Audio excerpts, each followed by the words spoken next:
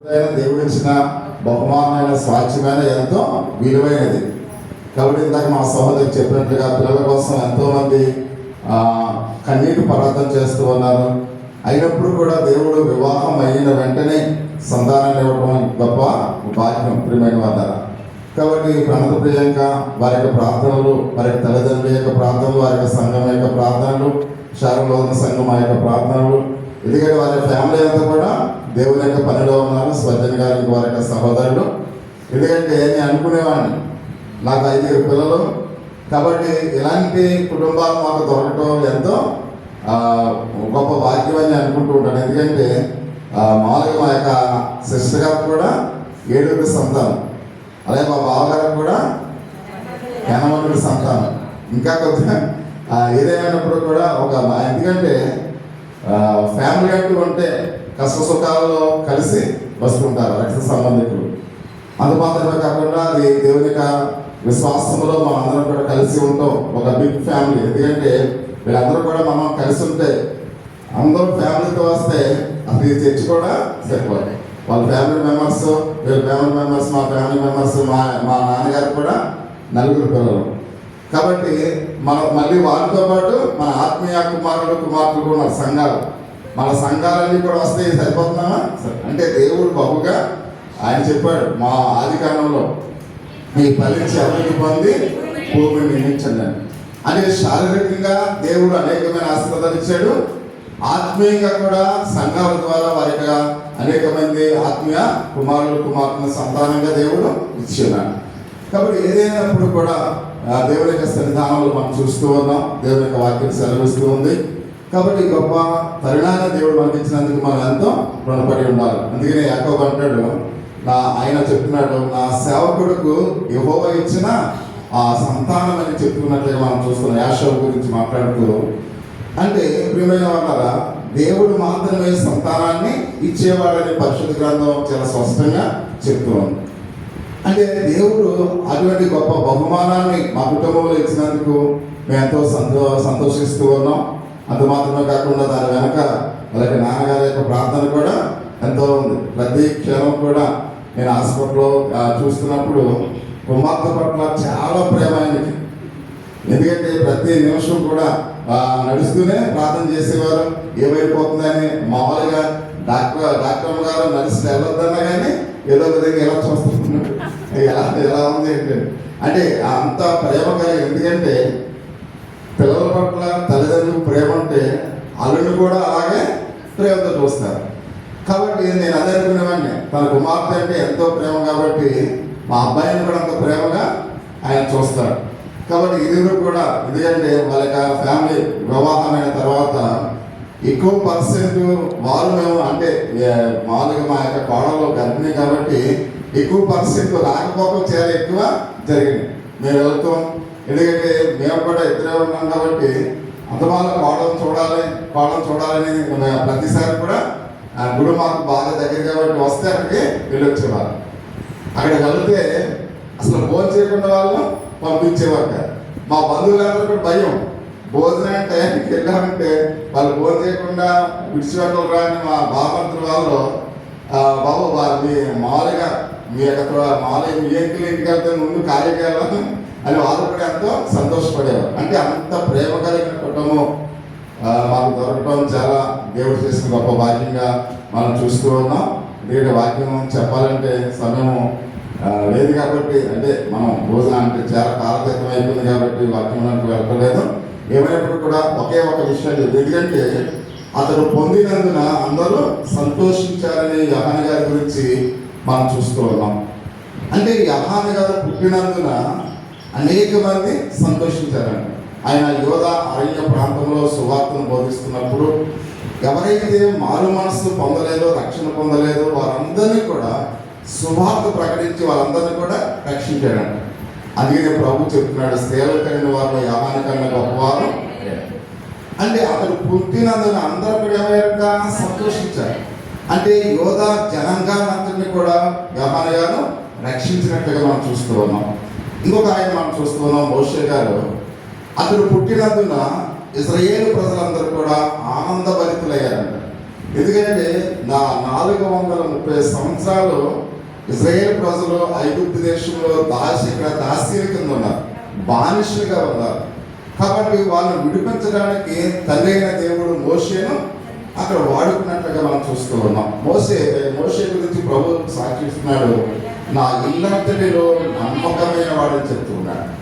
కాబట్టి ఇక్కడ మోషే గురించి, మోషే కూడా పెద్దవాడైనప్పుడు తన యొక్క ధన సంపదలను బట్టి ఆయన ఆలోచించకుండా దేవుని ప్రజలతో శ్రమ పడితే మహా గొప్ప భాగ్యమని ఎంచుకున్నట్లుగా మనం చూస్తూ ఉన్నాం. కాబట్టి ఇందాక మా యొక్క సహోదరి పాడినట్లుగా మనం ఎందుకు ఈ లోకంలో పుట్టామో ప్రతి ఒక్కరిని కూడా తెలుసుకోవాలి. ఆయన ఒక అర్థంతో మనం ఈ లోకంలో పుట్టించాడు. కాబట్టి అది ఎరిగి ఉన్నాడు కనుక గహాని గారు ఉన్నతమైన పరిచారకుడిగా ఆయన పరిచర్య చేసి ఉన్నతమైన గొప్ప ప్రవక్తగా స్త్రీల కన్య వారిలో ఒక మంచి ఉన్నతమైన కుమారుడిగా జన్మించినట్టుగా మనం చూస్తూ ఉన్నాం. మోషే గారి విషయంలో కూడా మనం చూసినట్లయితే ఇశ్రాయేలు ప్రజలందరినీ కూడా తన సాధనంగా ఒక మంచి నాయకుడిగా ఆయన నడిపించినట్టుగా మనం చూస్తూ ఉన్నాం. అలాగే ప్రభు అయిన యేసుక్రీస్తు వారు కూడా కేవలం మోషే కాబట్టి యెహోవా గారు పుట్టినందున యోధా జనాంగానికి ఇశ్రాయేలు ప్రజలకు మాత్రమే సంతోషం కలిగినట్టుగా మనం చూస్తూ ఉన్నాం. కానీ యేసుక్రీస్తు వారు ఈ లోకంలో ఉద్భవించిన తర్వాత ఒక దేవదూత చెప్తుంది, ప్రజలందరికీ కలగబోయే రక్షణ సువర్తమానము అంటే ఇక్కడ మనం చూస్తున్నట్టే దేవదూతలు ప్రభు గురించి ఆయన పుట్టినందున మనకి సంతోషం కలుగుతున్నట్లుగా మనం చూస్తున్నాం. కేవలం ఏదో ఒక జనాంగానికి కాదు, ప్రపంచానికి ప్రభు యేసుక్రీస్తు వారు పుట్టినందున సంతోషం. అలాగే ఆయన మన కోసం చేసిన గొప్ప త్యాగాన్ని బట్టి మనం సంతోషించాలి. అలాగే మా యొక్క ప్రణితకు అదేవిధంగా టోనీకి వారికి ఇచ్చిన కుమార్తె కాబట్టి ఎస్తేరు ఏ విధంగా ప్రార్థనా జీవితం కలిగిందో, ఎస్తేరు ఒకే ఒక విషయం చెప్తుంది, సంఘం మీద ఎస్తేరుకు ఎంతో నమ్మకం. కాబట్టి ఆ యొక్క యోధా జనాంగానికి శ్రమలు వచ్చినప్పుడు, కష్టం వచ్చినప్పుడు వాళ్ళ దగ్గరికి వెళ్ళి ఎస్తేరు అంటది, నా గురించి నా కుటుంబం గురించి మీరు ప్రార్థన చేయండి. అంటే ఆమె ఎంతో ప్రార్థన పరురాలు ఎస్తేరు. కానీ ఆమె ఎవరిని వేడుకుంటుంది? సంఘాన్ని వేడుకుంటుంది. అలాగే లలిత అదేవిధంగా మామూలుగా మనం చూసినట్లయితే అజయ్ బాబు కూడా మీ యొక్క ప్రార్థన, సంఘం యొక్క ప్రార్థన దేవుడు తప్పక ఆలకిస్తాడు. ఎందుకంటే పాస్టర్ గారికి సంఘమే ప్రాముఖ్యమైనది. రక్త సంబంధికుల కన్నా, బంధువుల కన్నా, స్నేహితుల కన్నా సంఘమే ఎక్కువ అటాచ్మెంట్ పాస్టర్ గారితో ఉంటుంది. అందుకే ఎందుకంటే బంధువులు మేము ఉంటాం, మళ్ళీ మా గ్రామాలకు వెళ్ళిపోతాం, కానీ అనుక్షణము చూసేది మీరే. కాబట్టి మీ యొక్క ప్రార్థన మా కుటుంబానికి, మా కుటుంబానికి ఎంతో అవసరమైనది.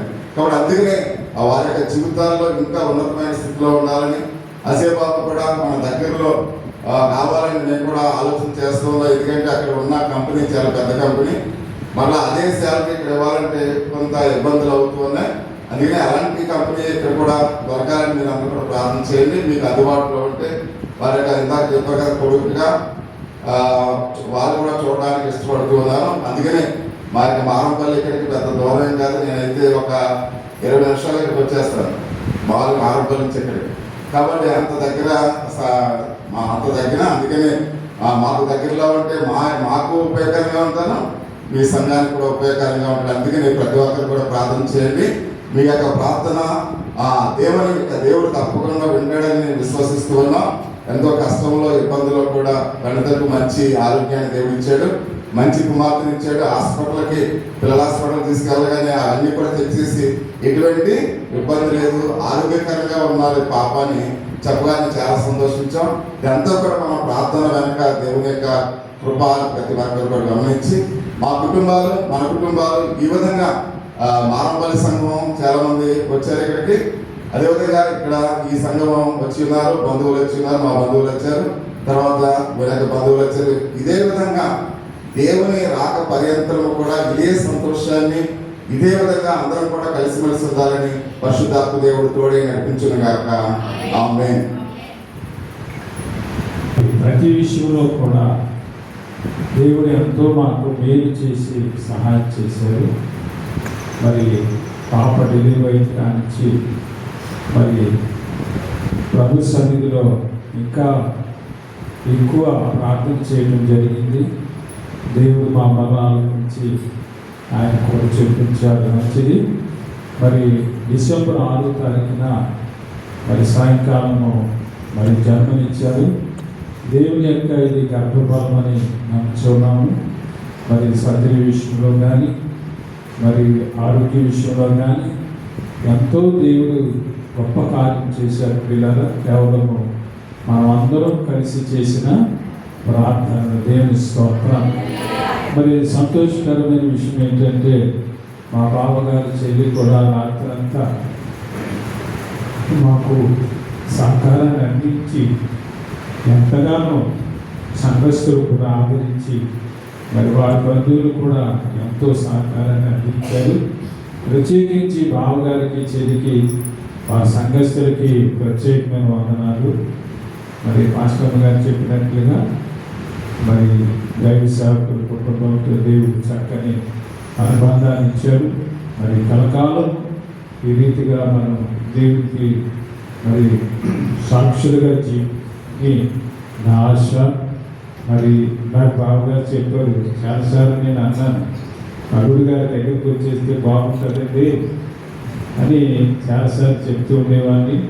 మరి దేవుడి మహాకృప అనుగ్రహించి మరి కొడుకైనా అల్లుడైనా ఆయనే కనుక మరి దేవుడి పరిచర్యలో కూడా పాలు పొందాలని నా ఆశ. దేవుడి స్తోత్రం. మరి ఈ డెలివరీ సమయంలో పాప హాస్పిటల్ అడ్మిట్ అయిన కాడి నుంచి మరి నా తమ్ముళ్ళు మరదళ్ళు మరి బిడ్డలు వారి బిడ్డలు కూడా ఎంతో సహకారాన్ని అందించారు. మరి నా తర్వాత ప్రకాష్ మరి ఆయన వారి మరి కుమారి ప్రకాష్ గిరిగిరిమ్మా ప్రకాష్ గారు చూడమ్మా కుమారి ఒకసారి మా మరదలు ఎంతగానో మాకు సహకారాన్ని అందించింది. తర్వాత జోషి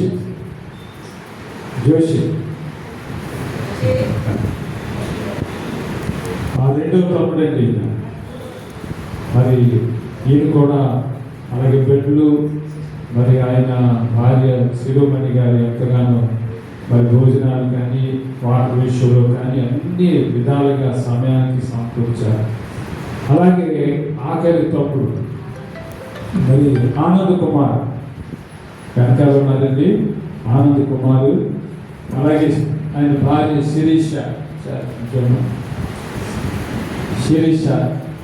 ఎంతగానో మరి సహకారాన్ని అందించారు. ఉదయకాలము సాయంకాలము మరి ఎన్ని పనులు ఉన్నప్పటికీ కూడా వారు వంటలు చేయడం మరి పరిచయానికి సంబంధించినవన్నీ కూడా సిద్ధపరిచి సమయానికి అందించారు. ఇది దేవుని మహాకార్యము, దేవుని కృప. మరి ఎంతగానో దేవుడి వారితో సహాయం చేశారు కనుక మరి అలాగే ఎంతగానో సహకారాన్ని అందించారు. అందరిని బట్టి దేవుడి స్తుతులు చెల్లిస్తున్నాను. అలాగే రేణుక గారు మరి ఏదైనా అవసరం వచ్చినప్పుడు మాకు ఎలా ఉందన్నప్పుడు మరి మాస్టర్ గారు ఫోన్ చేస్తే వెంటనే మరి ఫోన్ రిసీవ్ చేసుకుని ఇలా చేస్తే బాగుంటుంది, ఇలా చేస్తే బాగుంటుంది అని సలహా ఇచ్చేవారు. మరి వారు రాజుగారు కూడా ఎంతగానో సహకారం అందించి మరి రాత్రి సమయంలో కూడా ఎంతగానో వారు సహకారం అందించారు. ఈ దేవుని కృప మరి ప్రత్యేకమైన వందనాలు నా కుటుంబం తరఫున సంఘం తరఫున నేను తెలియజేస్తున్నా.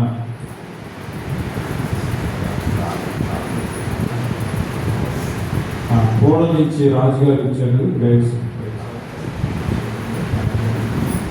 మాస్టర్ గారు కోడ నుంచి దైవ సేవకులు ఇచ్చారు. మరి వారు ప్రార్థన చేస్తారు.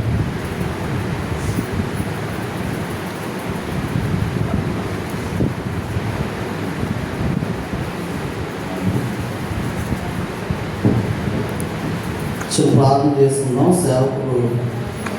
సేవకుల జీవితంలో దేవుడు చేసిన మేలులు, దేవుడు చేసిన అద్భుతాలు, వారు చెప్పబడిన సాక్ష్యాన్ని బట్టి పరిశుద్ధుల ప్రేమ గల తండ్రి మహోన్నతుడా మహిమగలిగిన మా యేసు ప్రభువానికి స్తోత్రాలు తండ్రి. మీ అనాది సంకల్పాన్ని బట్టి తండ్రి ఇదిగో ఆయన టోలీని ప్రభావి అవసరాలు ప్రభావ మీరు జ్ఞాపకం చేసుకుని మీరు ఇచ్చినప్పుడే ఆ గర్భఫలాన్ని బట్టి తండ్రి మీకు స్తోత్రాలు చెల్లిస్తున్నాం. ఇదిగో పరిశుద్ధ ఆయన డెలివరీ సమయంలో ఆయన ఏదేమైనప్పుడు తండ్రి మా ఆలోచన వేరు, మీ ఆలోచన వేరు, మా తలంపు వేరు, మీ తలంపులు వేరు కనుక ఆయన కాలాలు సమయాలు నీ చేతిలో గుప్తమై ఉన్నప్పటికీ సమయాలు కాలాలు ప్రభా ఇదిగో సరైన రీతిలో సరైన పద్ధతిలో అన్నీ సమకూడినప్పుడు తండ్రి నీ చిత్తానుసారంగా నాయనా మీరు సమస్యాన్ని జరిగించుకున్నందుకే తండ్రి నీకు స్తోత్రాలు చెల్లిస్తున్నాం.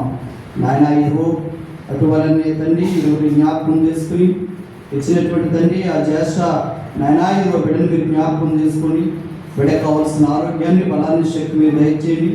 గట్టిగా తండ్రి గారు మీరు జ్ఞాపకం చేసుకొని అయా ఇదిగో దాసులు తండ్రి పరిచయం చేస్తున్న సేవకులను వారి కుటుంబాన్ని మీరు దీవించి ఆశీర్వదించండి. నాయనా ఇదిగో వారి కుటుంబాలను సేవను నాయనా బిడ్డలందరూ కూడా నాయనా ఇదిగో పరిశుద్ధులా బలపరిచి ఆదరించి ఆశీర్వదించి మీ ఉన్నతమైన మహిమ చేత బిడ్డల్ని అయా ఇదిగో తండ్రి నీ ఆత్మ అభిషేకంతో నింపమని మా ప్రియ లోక రక్షకుడు సకల సౌకర్యాలు సమకూర్చినటువంటి యేసుక్రీస్తు వారి అతి శ్రేష్టమైన నామములో ప్రార్థన చేసే ప్రతినాడు వేడుకుంటున్నాము తండ్రి.